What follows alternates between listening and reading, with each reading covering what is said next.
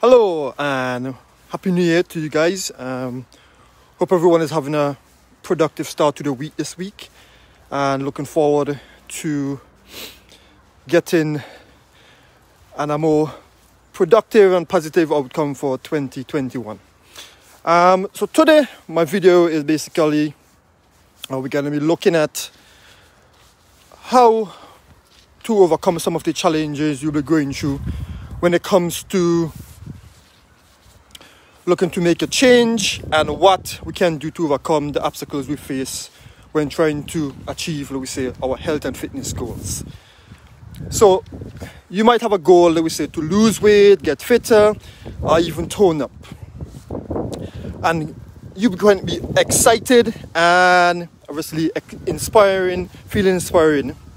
And guess what? You should be, because it's personal to you and you want to achieve something. But on a subconscious level, the subconscious brain, this change you, let me say, exciting about is actually being perceived as a potential threat at first.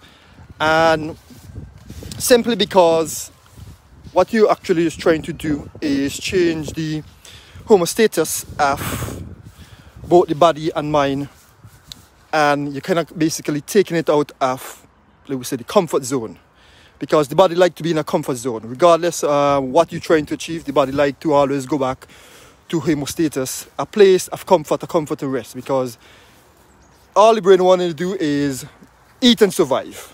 You know what I mean? These things like what we're doing currently is all new to the brains. All this technology we, let we say, have access to.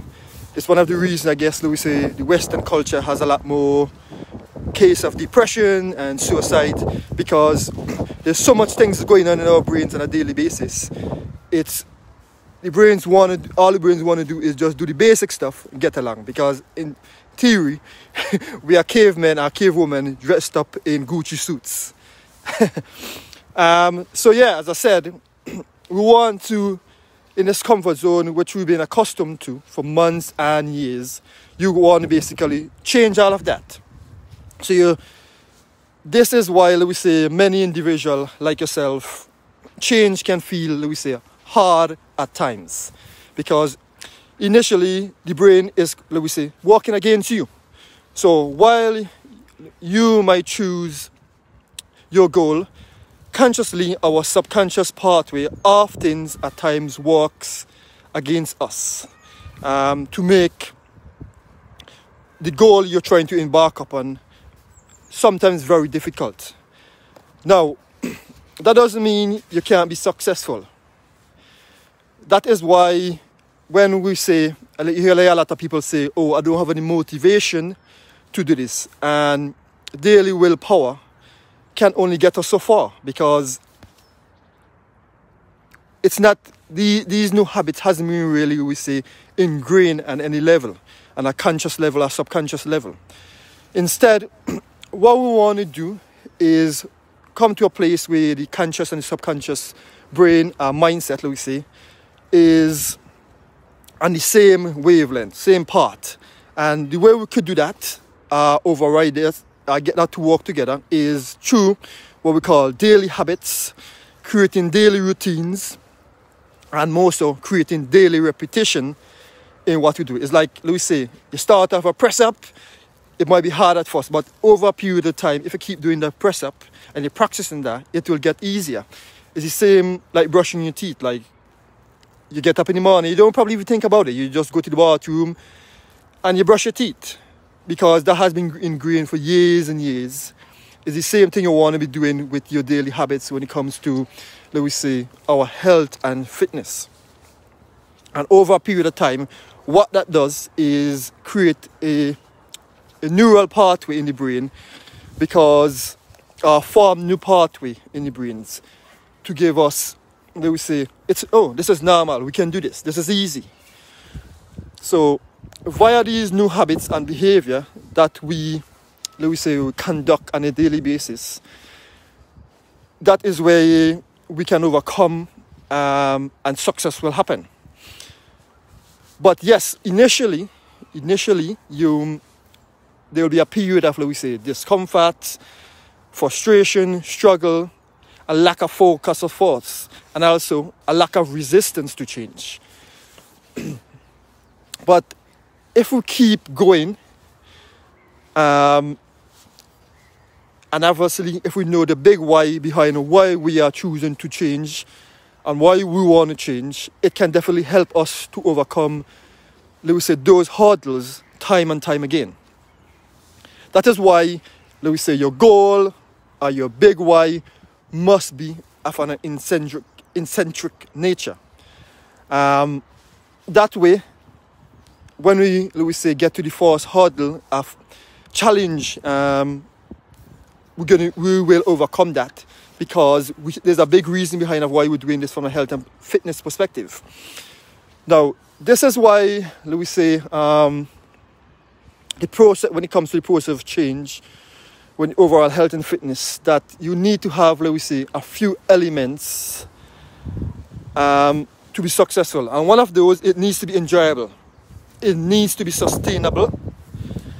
And most of all, it needs to have a bit of element of fun in it, because these are critical part for any program to be successful, especially when you're looking at the long term, not the short term alone, but the overall long term. So not only 3 months, but a year, 4 years, 5 years down the road. If there's an element of fun, a sustainability, and it's enjoyable, there's more chance of you to be successful.